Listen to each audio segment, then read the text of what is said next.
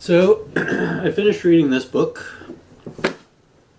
which took me about like a year off and on, and it was important because I was trying to get to the get the source texts, like the oldest possible source texts for the Bible, and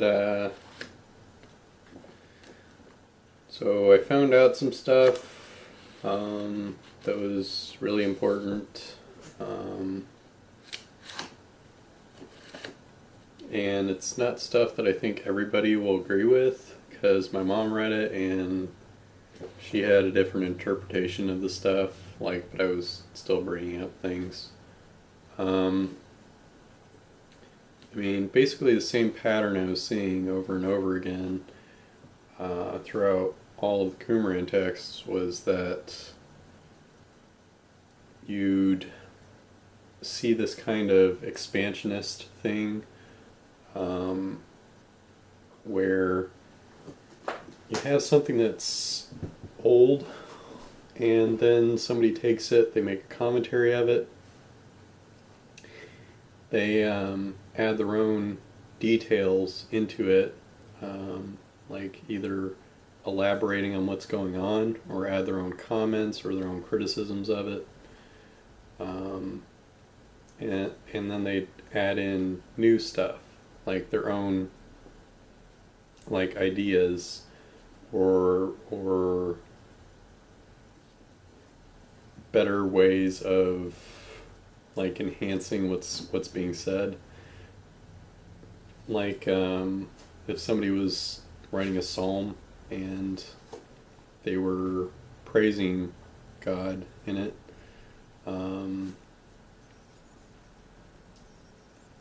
they would say something like,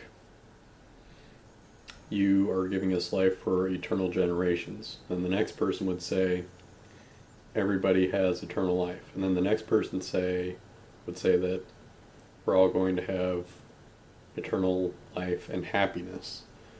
And then the next person would say, we're going to have eternal life and happiness, and your kingdom is going to be seen on earth. And so what you get is this continual pattern of somebody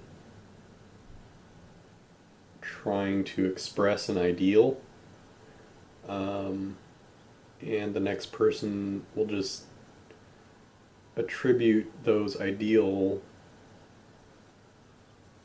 parts or aspects of God, and then the next person will assume that those ideas came from God, because they're being divinely inspired by the guy who's writing it.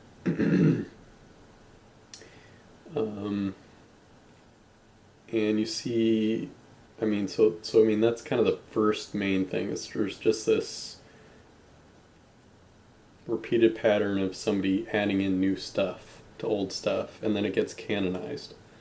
Not all the stuff gets canonized, and some of the stuff is just goes totally against what some of the older stuff would say, and appears to be inconsistent. There's a whole page of stuff about there's several paragraphs in one of these things about the other gods in heaven, and they're not talking about angels. They're talking about gods, little g, and they're underneath God. That didn't really catch on. We do see, in later church stuff, saints and apostles and angels being elevated to demigod status, and you get modern demigods like George Washington who have an aura of magic protecting them from bubbles, from a magical bubble aura protecting them from bullets.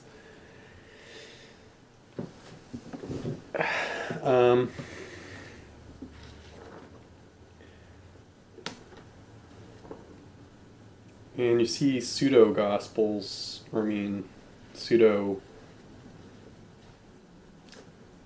well, not pseudo, it's like pseudo-ester or like proto, like earlier versions of the books that we have. So you can actually see them being developed as time goes on. And they're not in their final state. They've got names that are similar, and they've got events that are similar, but they're not totally fleshed out, in the full text version that we have. And these texts that we have predate the other ones, like the modern versions. Because there's some older versions of the Bible that were later codified into like the Septuagint, and those are ones that we have hard copies of, but we got to go with the oldest version that we have as being the most accurate. So yeah, there's expansionist stuff, building on previous stuff, and then there's pre-canon books of the Bible.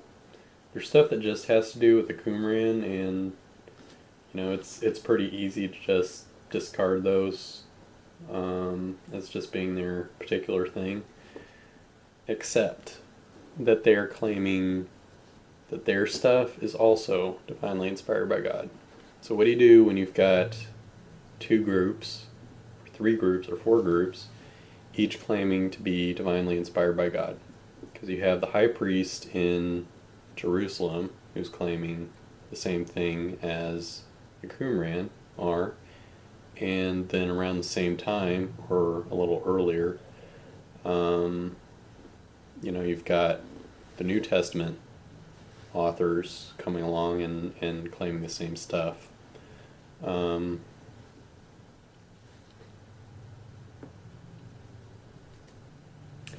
you see a lot of the ideas predate the canonized stuff.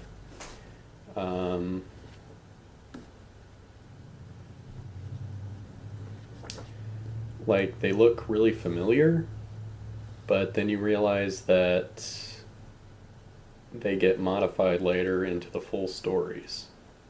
And people just assume that these weren't just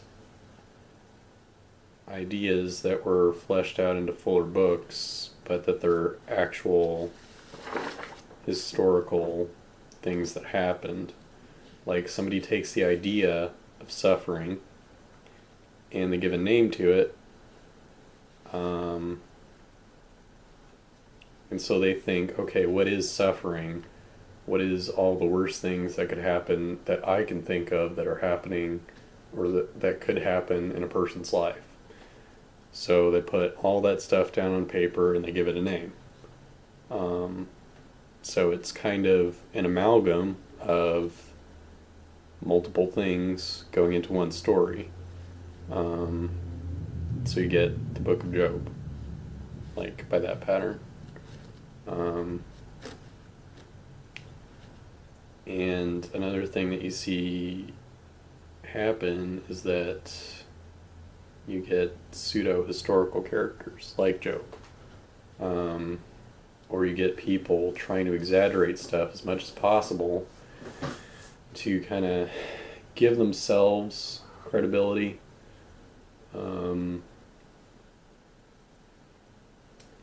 Like by saying, well, this person who I'm claiming is my ancestor, they were the super powerful, most powerful person in all of the land, and the smartest and the richest, and that's why you should believe what I'm saying.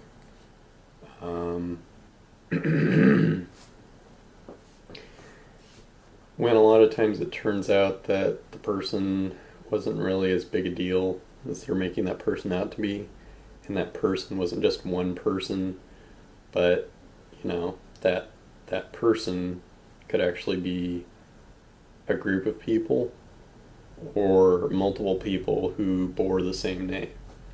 So let's say you get David, who's supposed to be the king of multiple, like he's the most powerful person in the land, and he's super wealthy and has tons of wives and everything.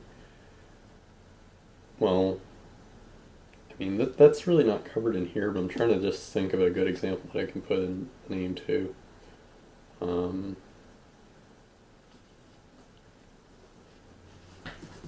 But, you know, okay, well, David wasn't really as big of a deal as you're saying. Like, maybe he was a chief, and he was a chief of chiefs, and there were other people below him.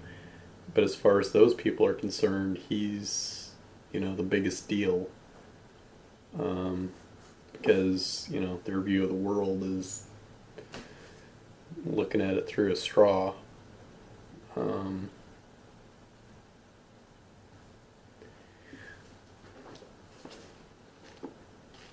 So when you take that even further back in time, what you're going to get is, the more ancient a figure is, the more likely it is that they're going to be attributed with more stories occurring under their name. And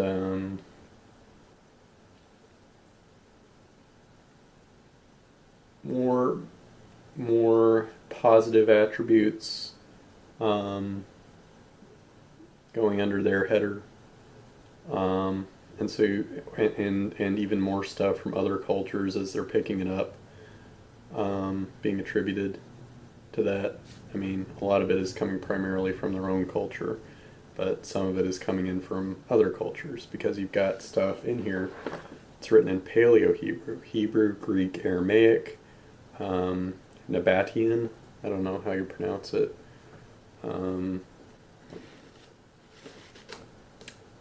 Did I already say Paleo-Hebrew? I mean, you've got a bunch of different cultures going into this one church state of Israel, and the theocracy behind it, and the more administrative side of it, like in the kingship and stuff. And you've got, demonization of some of the groups that really aren't any better than they are. They're jerks too, but there's plenty of jerky stuff that they've done in the past where they want, genocide of the kitten, that they're claiming in the War Scroll, or calling for at least. And that's mostly a Qumran thing, but you see it repeated throughout the Old Testament. So, if you go back to Abraham, you see him being, lauded as the patriarch of the country and stuff, and as the best, goodest person most of the time. Same with Noah. And, it's just, as you go further back, you're going to get someone who, well, this is the oldest person I can think of, so he must be the creator. So you get Yahweh, who isn't called that until the time of Moshe, not Moses, Moshe. And even then, he's supposed to be called Ea by other people.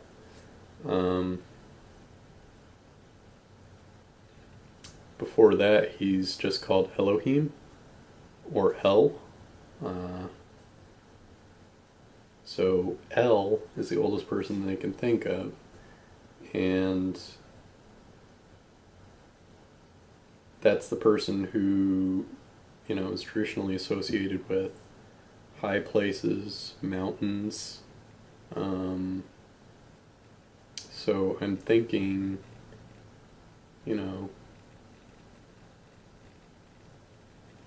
at the oldest dates that they can think of, God was associated with, like, mountains and stuff. Okay, so you've got a people that are nomadic. They're going around a bunch. like even before Egypt. Because you had the brothers of Joseph searching for food all over the place.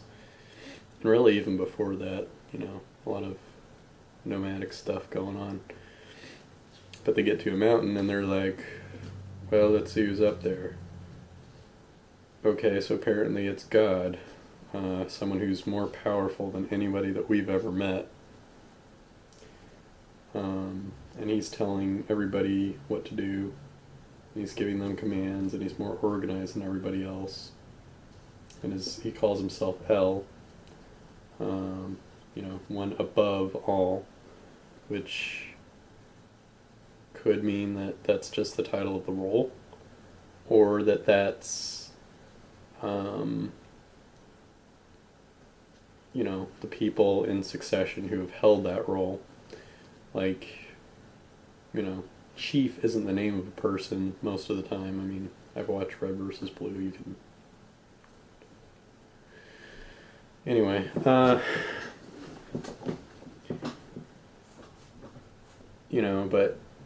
I think what ended up happening way back then was they had a person that was called El, who lived on a mountain, and after that, people said, alright, whoever's calling the shots up there is going to be the one that's above all, and we're not allowed to go on this mountain because that's his property, and he doesn't like it when people do stuff, and all of his sons are called El, until they, once they reach a certain age or something.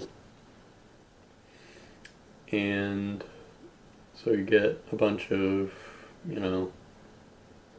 pre-civilization people asking their grandparents, well, okay, I created my son, and my father created me. Well, Grandpa, who created you? And he goes, I don't know, but my great-great-grandpa told me about this guy who was above all, who gave us all of the rules that we have. They weren't accumulated over the years, they were just all codified at once. And we called him El, which doesn't mean king or anything, it means God. So you take this person who probably today would go, yeah, this is totally in the vein of, the way that I want to be seen by other people. Powerful, unopposed, people in fear of him and trying to give him all the attributes of any kind of positivity being given to him, with zero negatives at all, zero chance of anybody even questioning his authority, but who ultimately, like everybody who wrote the scriptures, and who's been inspired by them, was just a man. And that even goes up to the New Testament stuff, where you start seeing different elements of the Messiah, like the stuff written in the Messianic Apocryphon,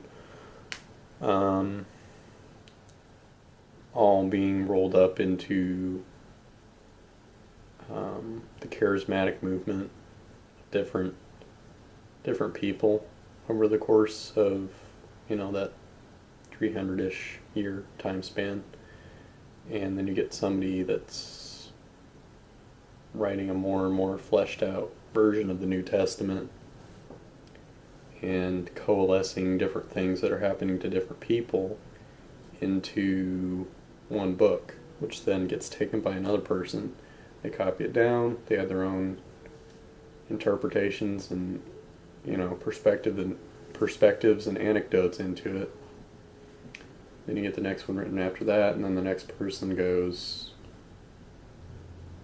well, there's some ideas of what I have, of what I'm thinking that God would have people do, so I'm going to say these are divinely inspired.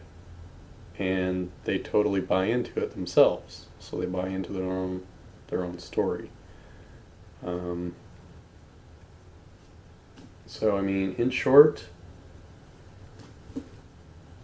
loosely historical events being exaggerated as miracles, or having those miracles worked into it. Amalgamated stuff, all going into, a handful of stories that are being given a name. People later interpret it and add their own stuff to it, and eventually you get a book of the Bible. Then as time goes on, people write more and more and more books expanding on just the tiniest little verse and the philosophy of what it means, and just trying to do whatever they can to do whatever the original authors were, which is just to control people. And that's what it's always been about. It's always been about control of other people, about power, about fear, and about trying to take everything positive that you have within you and making it so it's not about you and giving it to something else. I mean, you even see this, I think what was happening is, and what you see in here definitely is you've got everlasting generations, or eternal generations.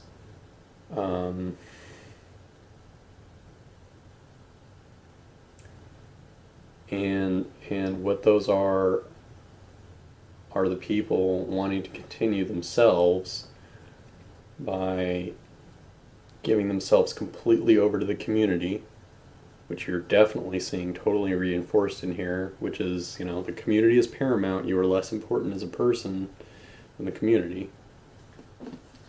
So you see a loss of individuality and, kind of more of this collectivization, or collective memory being made. If you lose yourself, then you're given over to the community, and the community becomes extended via you. But you've lost any of your personal identity, and really anything that was you ceases to exist. Anything that's unique to you has to be overwritten or overridden by the community, or by, the dictates of the community and the law, the rule of the community and stuff. And if you dare to oppose that, then you'll be either exiled or executed. There's actual verses in here that talk about executing people according to the rules of men that are outside the community, which includes, since it was around that same Roman Hellenistic time, crucifixion, burning people at the stake, good old-fashioned lapidation.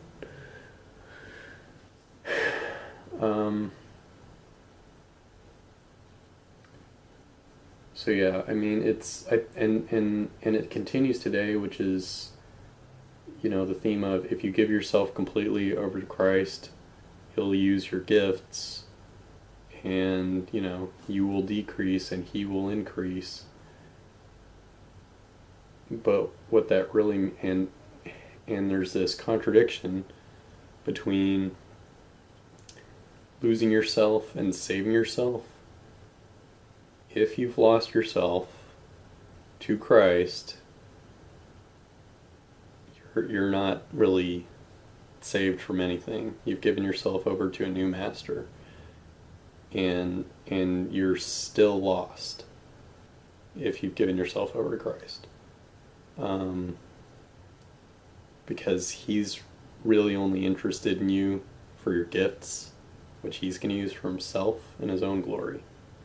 And He's going to use you as a slave. The original word in here for servant, and in the New Testament for servant, wasn't servant, it was slave. Kurios doesn't mean Lord, it means master. So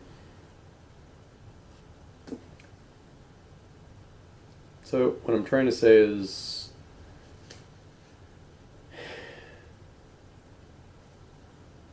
this is all meant to control people. The Bible. Old Testament, New Testament.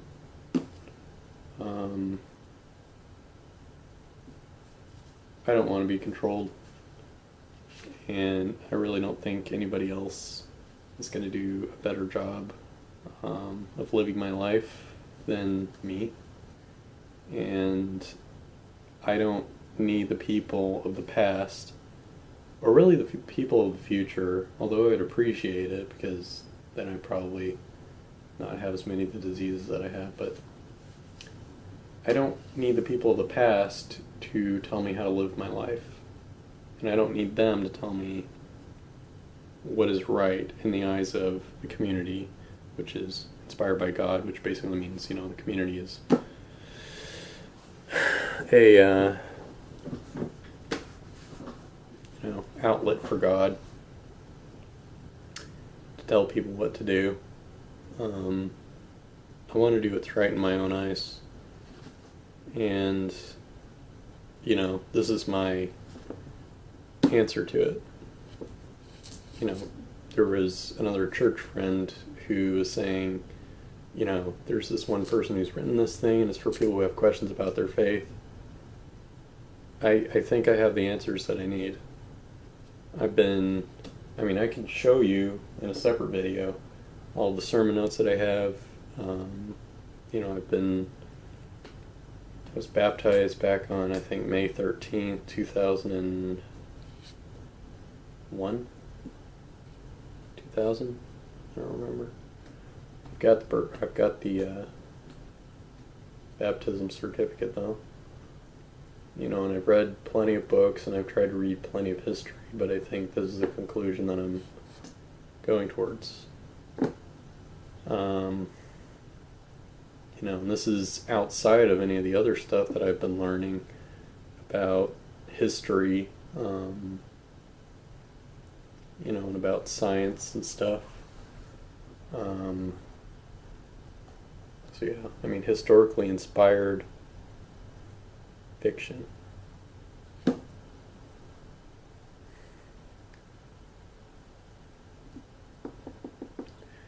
It's not a popular thing, having to talk about that, and the way that I've talked about it in the past is to say that I'm a dystheist. Even if every word of this is true, or just the parts that are consistent with the Old and New Testament, I still would not obey God. He is unworthy of my worship. He and the people in this book are a bunch of wicked psychopaths, controlling tyrants, backwards Bronze Age savages. They're not the core of civilization. They're pre-civilization. Imagination and fiction have its place in the origins of learning about the world in which we live, but it doesn't have to be the end of it. You don't have to stay kneeling before God. Every knee shall bend, every tongue shall confess. Well, even if that were true, we're not going to stay kneeling. I'm not going to stay kneeling. And if I've got to confess something, it will be that humans are worthy of living life free of being slaves and free of masters. So if that means fighting with Christians, and if that means fighting with God, and if that means losing friends or losing family, or losing my own life, then I'm prepared for that. And it's something that I'm happy with and I've been more peaceful with for a long time. So yeah, I'm doing this because I care about life and about doing the right thing. I wouldn't have spent this much time and effort for the last... started reading Socratic Logic to make my brother happy in probably 2013, so the last 2.5 years-ish, almost 3. Have been spent trying to figure out where I'm at in my spirituality. And this really helped. The guy who wrote this, originally Florentino Garcia Martinez, with translation by some other guy, because he wrote it in Spanish. He's Catholic, probably the other guy, and anybody involved with research of the scrolls are going to be theists. But I think, as for me, this has actually done the opposite of what they wanted. This has shown me that this, and the people in it, don't need to be obeyed anymore. And you don't need to be afraid of them anymore. And you don't need to be afraid of God. If you've got to be afraid of something, be afraid of being made into a slave, be afraid of death, be afraid of pain, but you don't have to worry about the afterlife, unless you're concerned with the fate of the galaxy and the universe, in which case, yeah, you got some work ahead of you. If you wanted to reverse entropy, I'm open to ideas, because we've got the universe falling apart around us. On a quantum level. So that's something you ought to fear, and I think you ought to fear your own death. I might be the only one who thinks that, but after Josh died, I had to assess whether I wanted to, whether life was worth living or not. And I think here I am, 2 years later, I can say that, yeah, life is worth living, it's worth fighting for. Do whatever you gotta do to live, just try not to be a jerk while you're doing it. And then you won't maybe end up like a bunch of Qumranis who were trapped in a cave and had the opening set on fire while the Romans took back the fort that they'd been occupying.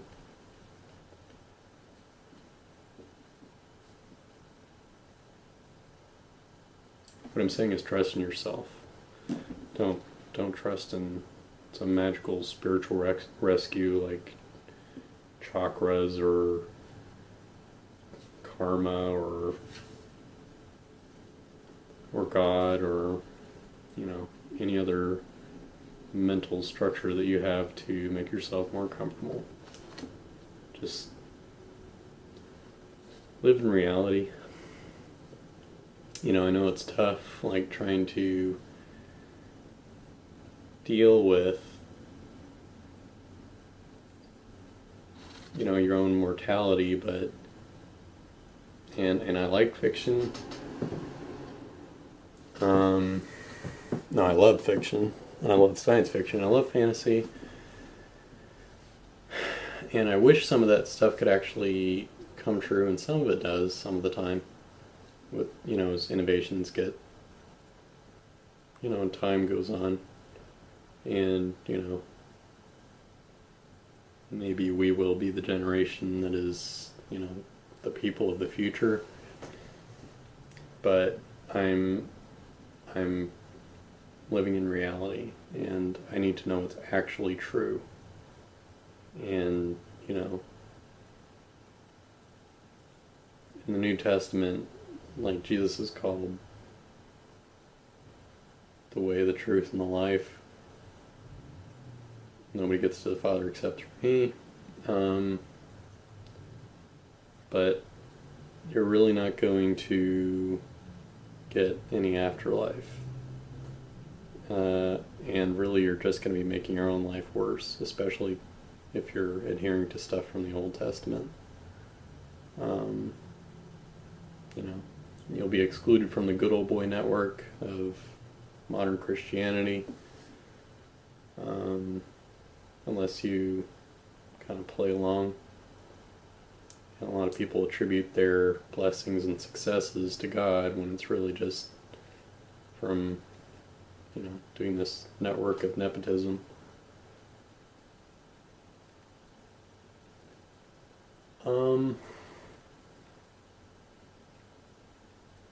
And that's really not a good way, to live your life. And at the end of all things,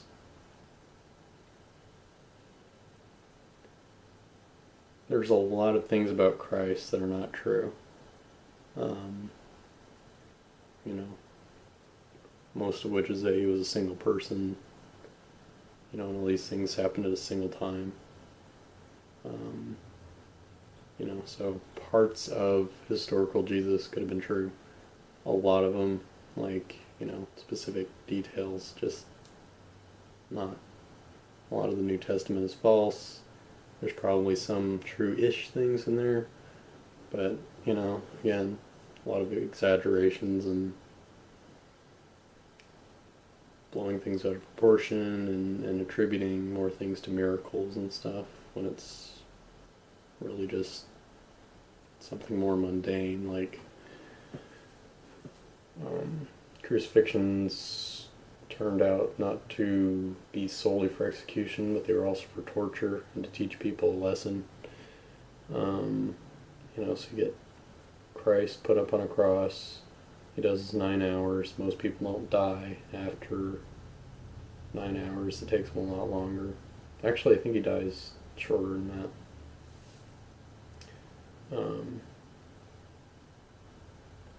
And he gets taken down, and, then the claim is that he got put in a tomb, and then he got a spear thrust in him, and then he rose from the grave and ascended to heaven, when probably what ended up happening is, they're just assuming that that's what happened.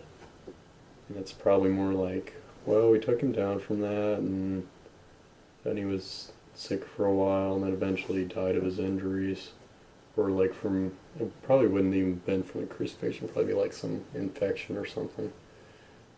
Because when they talk about the actual, like, different people have tried to figure out exactly what killed Christ. Like, it wasn't his heart exploding, it wasn't asphyxiation, wasn't from the spear thrust, so it's probably more just, and they talk about blood and water coming from somebody's heart in here.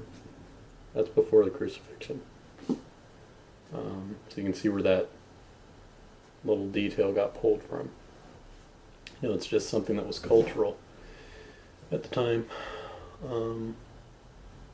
People use language like that when they wanted to talk about something that's hyperborean.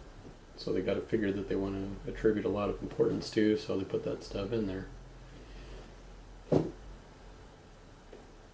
they got to put, well, most people when they're crucified, after they're crucified, they get put in a tomb and the tomb's shut.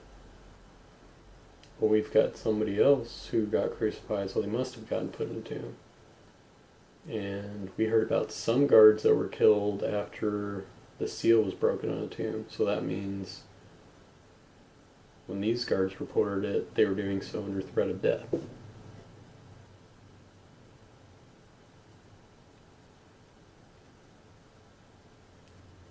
Or they go, okay, well this person was called Jesus and he died and then Jesus came back when, I mean, are you sure it was the same guy, that came back? Well, he had holes in his hands and his feet, so that means he was Jesus. Well, I mean, he wasn't the only Jesus that got crucified, was he?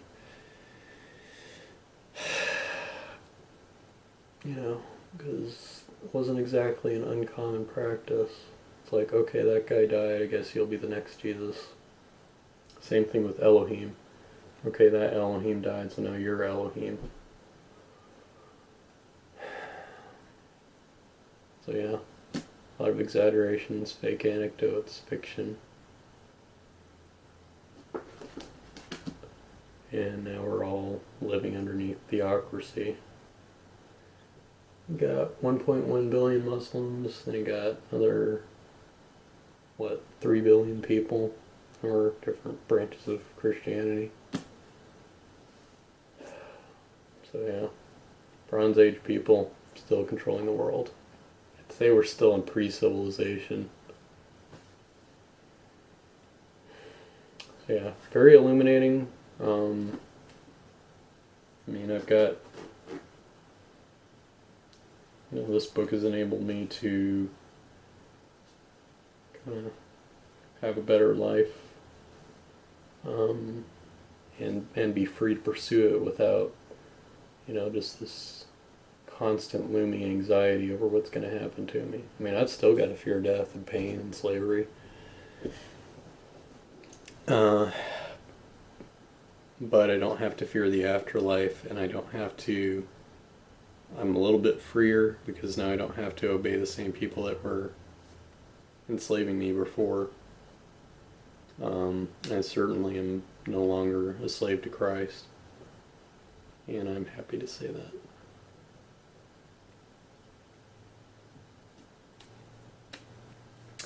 So yeah, I think regardless of what your beliefs are, you ought to read this book, because you'll draw your own conclusions from it. 5 out of 5, would not read again. It's also really difficult to read with the, Laconia. It's built from fragments, so it's hard to read. So you gotta use your imagination a little bit. But it's pretty easy when they've got so much redundancy in there. Alright.